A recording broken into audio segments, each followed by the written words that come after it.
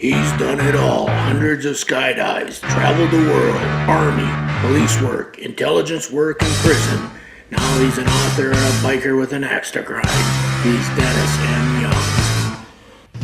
Today is the 30th of December, 2016. I'm Dennis Young for A Henchman's Honor. Today we're going to discuss decrypting the Obama puzzle. Not the whole 8 years of garbage, just very recent and very specific events. About 3 or 4 of them. We're going to kind of mash them together and look at their relevance to each other.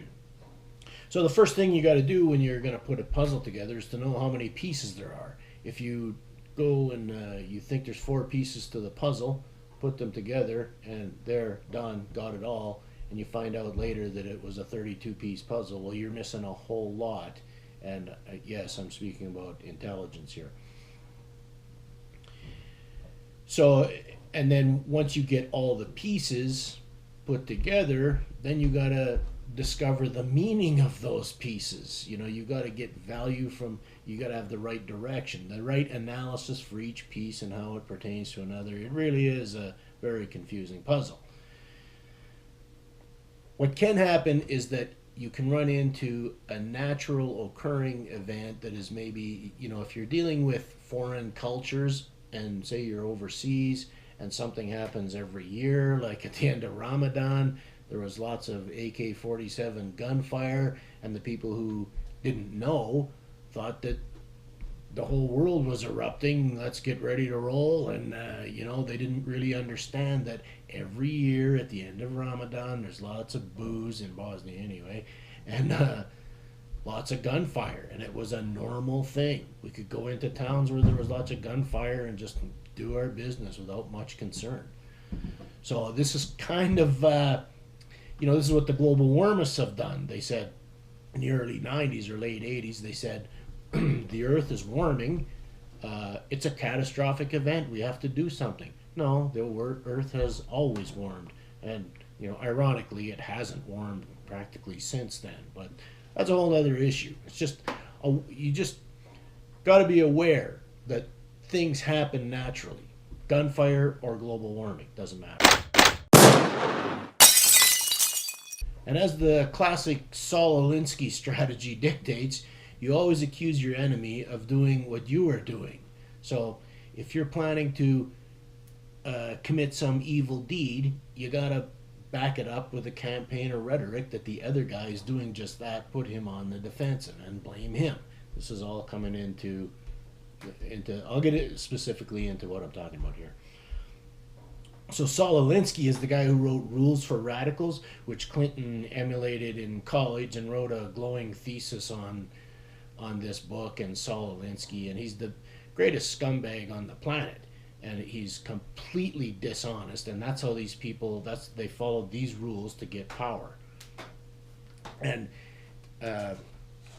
Rules for Radicals is dedicated to Satan, you know, the great lying evil bastard that he is, and all these people have piled into that sort of domain. I see 3 major pieces to this recent puzzle that I'm about to speak of. First, there's the distraction. Obama ejects 35 Russian diplomats for cyber attacking. Most of these Russian diplomats, I mean, there is New Year's coming up, there is Orthodox Christmas is coming up right after that. Most of these guys are probably going home anyway. So this is a natural occurring event, like I just spoke about, and Obama said, it's like me being on a train with my bags packed, my hat on, putting my foot up on the step of the train, and somebody telling me, hey, you got 72 hours to be out of town. Yeah, okay, I was leaving anyway. This is sort of the situation the Russians are in. Most of them were going home. So it was a non-event being portrayed as Obama being muscular or something. It's really, really stupid. The second little trick is within the distraction of forcing the Russians to go home and making a big hoopla about it, is a tactic of accusing Russia of doing what the CIA or probably the NSA is doing. So just recently I learned that Well, InfoWars went through a DDoS attack, and Drudge, who now between the two of these guys, they're pretty much the biggest news organization on the planet. They're watched by, I mean, Putin watches InfoWars. So yesterday I learned what a DDoS attack is, and I'm an expert today. All it is like a surge of energy of traffic to a website so much that it overwhelms the website and the website can't function and it shuts down. So you got to hit something like InfoWars and Drudge that is used to millions of hits. You'd have to hit that with some serious energy to take it down, and we're talking government here. So which government is it? Well, obviously it's the government that wants to shut them up. It's not the government that wants to hear what they're saying. This isn't like a bunch of Trump guys or Putin, Russia. They have disagreements with Putin, but not to the degree that Obama has. So number 3 is Obama gets to attack 2 constitutional rights, one of a free press and 2 of free speech within all this. So it's all gravy for him. He calls it a defensive action when he expels Russians and shuts down our rights, but really it's an attack of a tyrant, masquerading as a defensive measure. In truth, it's the MSM that has lied to the public to the point that no one listens anymore, and it's the U.S. government that is cyber attacking. It can only be the U.S. You could suggest that it's the Chinese. The Chinese sort of have a dog in this fight, but not like Obama. The whole structure is about to come down with Trump, and these guys are scrapping tooth and nail. They got it's them. 85% it's them. You have to keep in mind that the 2 biggest enemies Obama has is the Constitution, which is our rights, and the truth. And that's what these attacks are going after. They're going after people who speak truth and people who exercise rights. It's got to be the U.S. government.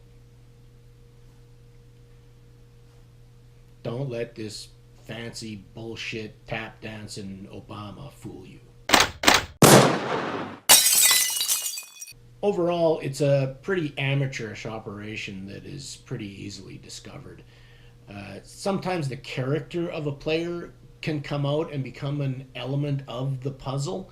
And I think, if we look at Obama, over 8 years as president, he was paid $3.2 million for being the president, yet he owns 4 $10 million houses. You think he cares about the interests of the poor? You think he isn't corrupt? Like, how do you gain 40 million in housing when you only made $3.2 million? That's a question all by itself. The war being waged both by Obama and against him seems hotter than ever before. Journalists like Aaron Swartz and Gary Webb have died, and Gary Webb is the guy that exposed the CIA drug running operation from South America into Los Angeles. We don't call the one of the biggest news organizations on the planet InfoHugs. It's called InfoWars for a reason. Alex Jones expects to take hits from scumbags like Obama. He knows he's in a fight. He's known that what he says is going to cause problems. He's known that for 20 years now, and he keeps going, and he's getting stronger. We're getting stronger. He knows that there will be casualties, and he may lose some battles, but he's fighting to win the war. He will win. He better win, and we better win the same. We got to support him, and I'll get into that in a second. In 3 weeks, there will be one less scumbag in Washington in the government. Until then, everyone from Russia to Trump to InfoWars and Drudge should be prepared to take a few hits. And I think they are, and I think they will. So just as a footnote to this little puzzle piece I just did, InfoWars, Alex Jones announced that he's suing Facebook and the Washington Compost and Snopes for basically what amounts to fraud and and taking rights away from people, including him.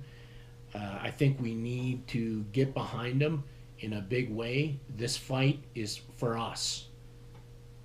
I mean, of course, he's going to benefit, but we are going to benefit from having our rights in the Constitution being held sacred.